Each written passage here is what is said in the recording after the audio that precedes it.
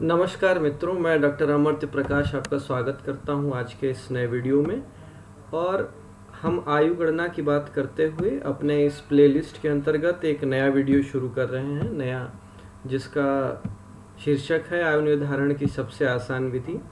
चूँकि आयु निर्धारण की 72, 82 या इससे भी अधिक विधियां हैं, इनमें से हम उनकी बात करेंगे जो आसान हैं, जो हमारे पाठक कर सकते हैं।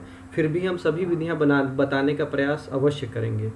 कुछ पाठकों का ऐसा कहना है कि उन्हें नोटिफिकेशन प्राप्त नहीं होता है, तो नोटिफिकेशन बटन को आप ऑन रखें। और जिन पाठकों ने अभी तक हमें सब्सक्राइब नहीं किया है तो वो कृपया ऐसा कर लें, क्योंकि ऐसा करके वो लकी विजेता के रूप में अपने निःशुल्क परामर्श का अवसर भी प्राप्त कर सकते हैं।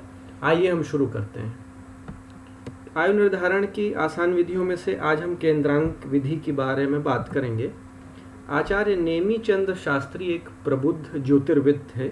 उनके अनुसार सभी ग्रहों के एक निश्चित अंक दिए गए हैं, सूर्य से लेकर के केतु तक, एकदम क्रमवार 1, 2, 3, चंद्र के लिए 2, मंगल के लिए 3, बुध के लिए 4, गुरु के लिए 5 और इसी प्रकार राहु और केतु के लिए 9 अंक दिए गए हैं। इसमें राहु केतु को माना गया है। सभी विधियों में राहु केतु की गणना नहीं की जाती है, ये बात ध्यान देने योग्य है।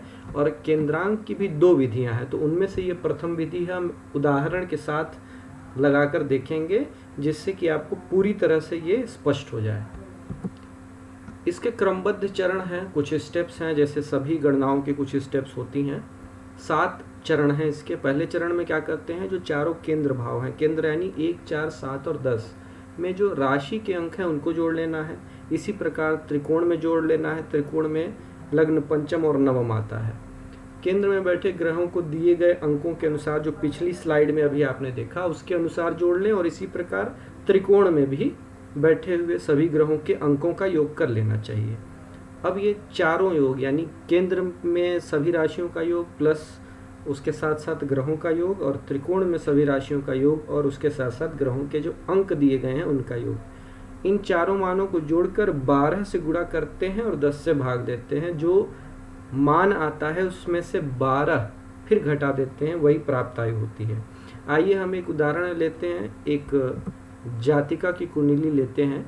वृष लग्न की कुंडली है और लग्न में चंद्रमा है, चौथे भाव में सूर्य, शुक्र और बुध है, दशम में शनि है। तो केंद्र की अगर हम बात करें तो केंद्र में चारों अंक हो गए 2, 5, 8 और 10, 11। इन सब का योग हम देखेंगे तो 26 हो गया। इसी प्रकार त्रिकोण में, अब चूंकि त्रिकोण में लग्न जो है त्रिकोण और केंद्र दोनों में आता है, इसलिए हम लग्न की बार बार गणना नहीं करेंगे।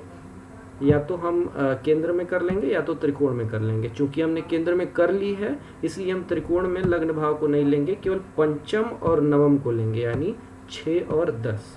तो 6 और 10 को जोड़ा 16 हो गया।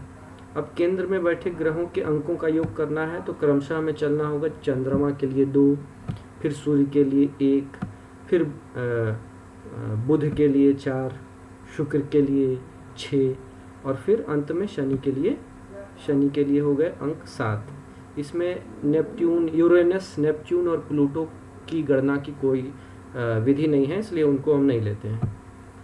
अब उपरोक्त सभी को हम जोड़ दिए तो क्या आ गया, 26, 16, 20 और 2, सब जोड़ने पर 61 आ गया। अब क्या था, नियम ये था कि हमें इससे 12 से गुणा करना है और 10 से भाग देना है।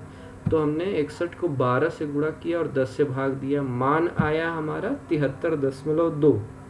अब इसमें से फिर हम 12 घटा लेते हैं, तो जो हमें प्राप्त आयु मिलती है यानी 61.2 वर्ष, इसी को हम अंतिम निर्णय मानना चाहिए। यही केंद्रायु विधि से प्राप्त की गई जातक की आयु है।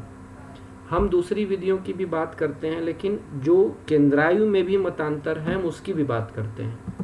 जैसे केंद्रांक की दूसरी विधि है केंद्रायु में, ये अगर हम बात करें उससे तुलना की तो ये और आसान है, सरल है।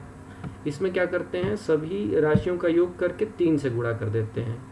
और उसके बाद यदि केंद्र में पापी ग्रह हैं लेकिन केवल 3 ही ग्रहों का वर्णन है, शनि, मंगल या राहु, तो उसके अंक यानी जिसमें बैठा है उसका अंक घटा देते हैं और आयु ग्रहण कर लेते हैं। इसको भी हम उदाहरण से समझने का प्रयास करते हैं। केंद्र के सभी अंकों का योग यानी 2, 5, 8 और 11 ये लेते हैं तो 26 होता है। उसका 3 गुना करते हैं तो 26 गुणे 3 78 होता है। अब यहाँ पर आप देखिए शनि बैठा हुआ है कुंभ राशि में, तो ये अंक घटेगा, ये अंक इसमें से घटाया जाएगा, यानी कि इस प्रकार जातिका की आयु का निर्धारण हुआ 67 वर्ष। तो विभिन्न प्रकार की विधियों में हमें कौन सी विधि कब ग्रहण करनी है इसका वीडियो अभी आगे और बनाया जाएगा। एक अलग से इस बात का वीडियो बनाया जाएगा कि कब कौन सी आयु की गणना करनी है। लेकिन आपको सभी विधियों का पता होना चाहिए, क्योंकि ज्योतिर्विद को सभी पहलुओं पर विचार करना होता है। हम जल्दी ही एक नए वीडियो के साथ आपके पास उपस्थित होंगे। मैं फिर से उपस्थित होऊंगा। आज्ञा दीजिए। नमस्कार।